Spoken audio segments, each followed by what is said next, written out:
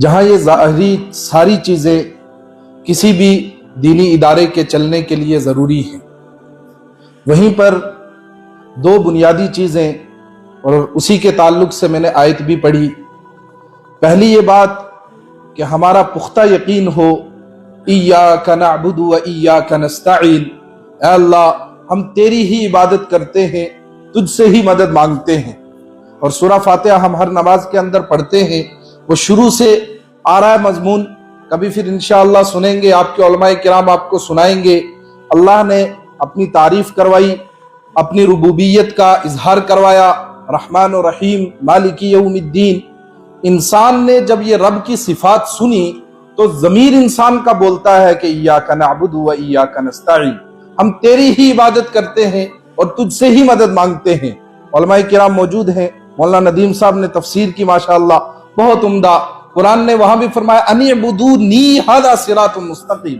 ہر بندہ اس تلاش میں ہے سیدھا راستہ کس کو کہتے ہیں، اللہ نے بہت آسان لفظوں میں سمجھا دیا، ان اعبدونی میری عبادت کرو، ھذا صراط مستقیم، یہی تو ہے سیدھا راستہ۔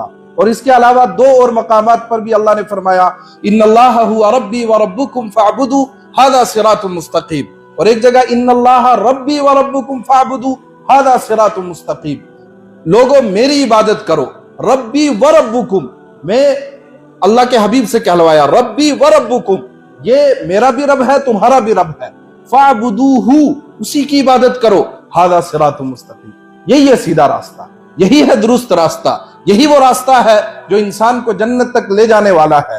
اور اس راستے کو دکھانے والے یہ مدارس ہیں، ان مساجد میں آپ کو یہ راستہ دکھلایا جاتا ہے قرآن پاک کی روشنی کے اندر۔ اور دوسری بات یہ کہ جہاں یہ ہماری بنیادی ضروریات ہیں، سب چیزیں ہیں ادارے کو چلانے کے لیے، لیکن جب سرکار کوئی ادارہ منظور کرتی ہے، کوئی سکول کسی علاقے میں منظور کرتی ہے، جب کوئی سڑک منظور ہوتی ہے تو علاقے والوں کو سب سے پہلی فکر یہی رہتی ہے کہ یہ چیز منظور ہو جائے۔ لوگوں کو لگتا ہے ہمیں یہاں سکول کی ضرورت ہے، وہ تگ و دو کرتے ہیں، دوڑ دھوپ کرتے ہیں، یہ منظور ہو جائے، یہ یہاں حکومت مان لے کہ یہاں سکول آئے گا، سڑک کی ضرورت ہے، تو سب سے پہلے لوگ جمع ہو کر کے یہ طے کرتے ہیں، یہ بات اٹھاتے ہیں، کسی کے پاس جاتے ہیں کہ یہاں کے لیے سڑک منظور ہو جائے۔ جب ایک مرتبہ منظور ہو جاتی ہے پھر بے فکر ہو جاتے ہیں، پھر فنڈ کہاں سے آئیں گے، پھر پیسے کہاں سے آئیں گے، پھر ٹھیکیدار کہاں سے ملیں گے، پھر اساتذہ کہاں سے ملیں گے، پھر سکول میں بچے، وہ سب کچھ پھر انتظام ہوتا ہے۔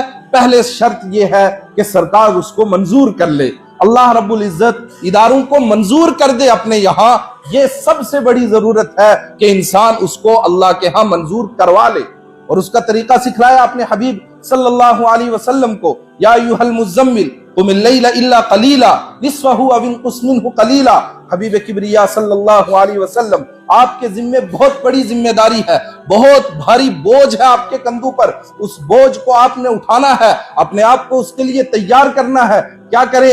کا ایک کام کریں، قم اللیل الا قلیلا، راتوں کو اٹھو، راتوں کو اٹھ کر کے رب کے سامنے رو، نمازیں پڑھو، رتل القرآن ترتیلا، قرآن کو ٹھہر ٹھہر کر کے پڑھو، تتجافى جنوبهم عن المضاجع يدعون ربهم خوفا وطمعا، اپنے پہلو بستروں سے جدا رکھو، اٹھ کر کے اپنے رب کے سامنے سر بسجود ہو جاؤ، اپنے رب کے سامنے دعائیں مانگو، اپنے رب کے سامنے گڑ گڑاؤ، عاجزی اور انکساری کا اظہار کرو، اور جب سحری کا وقت ہو وبالاسحار هم يستغفرون، سحری کے وقت استغفار کرو، معافی مانگو، ربا تیرے در کے جو آداب تھے وہ ہم اس لائق نہیں تھے، ان کا خیال نہیں رکھ پائے، بالاسحار هم يستغفرون، ہم معافی چاہتے ہیں جو غلطیاں ہوئی ہوں، کوتاہیاں ہوئی ہوں، معاف کر دے۔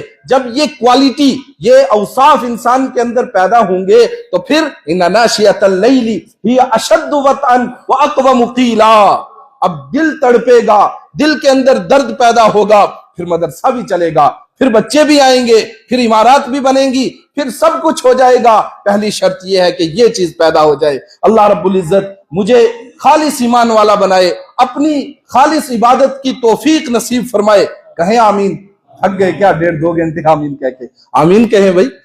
اللہ رب العزت خالص ایمان والا بنائے، اور دوسرے نمبر پر اللہ راتوں کا جاگنا نصیب فرمائے، مجھے بھی نصیب فرمائے، آپ کو بھی نصیب فرمائے۔ اگر یہ چیز ہمیں نصیب ہو گئی ہمارا بیڑا پار ہے۔ وآخر دعوانا ان الحمد للہ رب العالمین۔